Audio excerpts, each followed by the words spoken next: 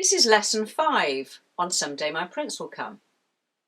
I'm going to be looking at the chord tones and the chords in this piece of music.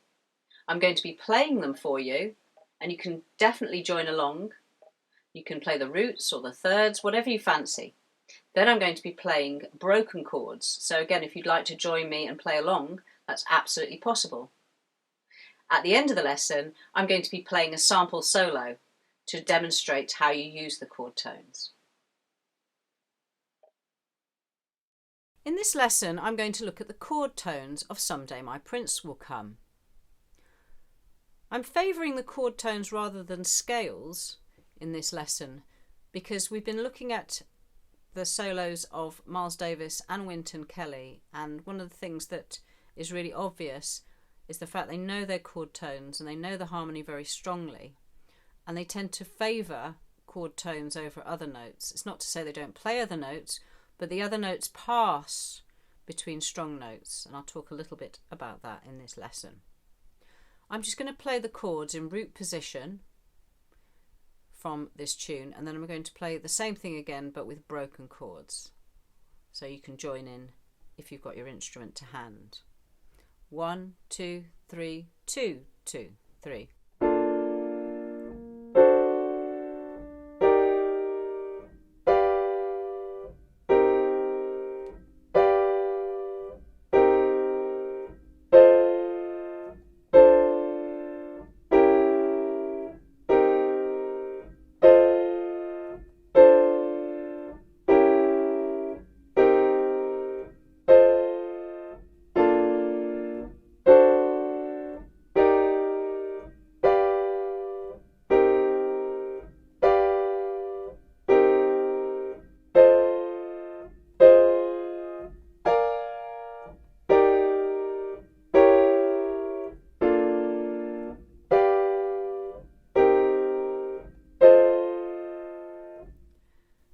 And you could have played along with that. In fact, you could try roots or thirds, use it as something to practice with. I'm going to do the same thing a bit slower and play all the chord tones.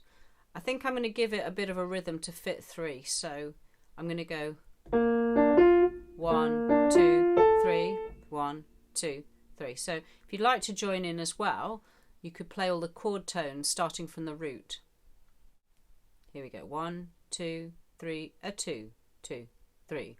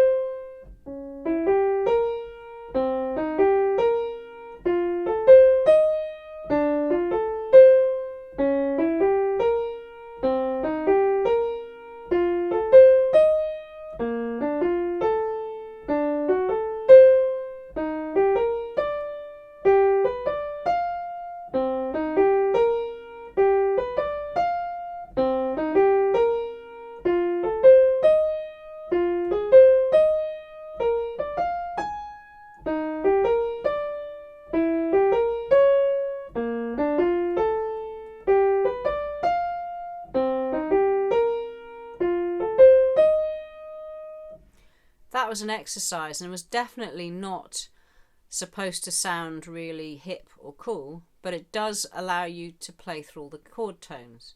How could you vary practicing that? Of course you could go backwards. You could also try some inversions because everything was from the root. For example, when you go from C to G, it's quite a big leap. If you see my hand will do that. So you could play an inversion of the C minor. That could be, of the G7.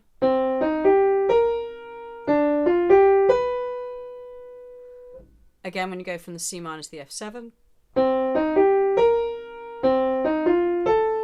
Or you could go up, come down. There are so many different ways to play it. You could then start moving around. So I'm now looking at the first time bar on this worksheet. Instead of going, you could go, or I'm just going to do a little bit of soloing on chord tones. It's not going to sound great, but it's a really useful exercise. I'm going to start off only using chord tones. I'm going to slowly introduce notes between the strong notes. We call these passing notes. And it should sound a bit better towards the end. This is totally improvised, not pre-learnt, so I apologise if I do something rather silly, but hopefully I won't. 1, 2, 3, 2, 2, 3.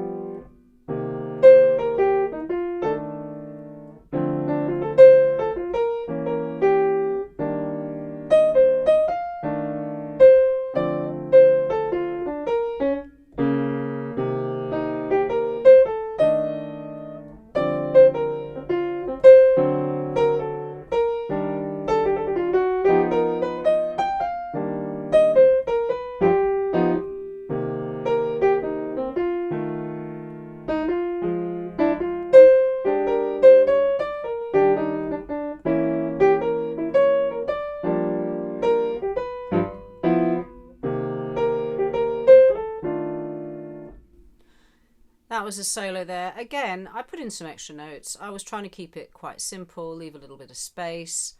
I used a bit of chromaticism, but it shows you that those notes, those chord tones are really, really important.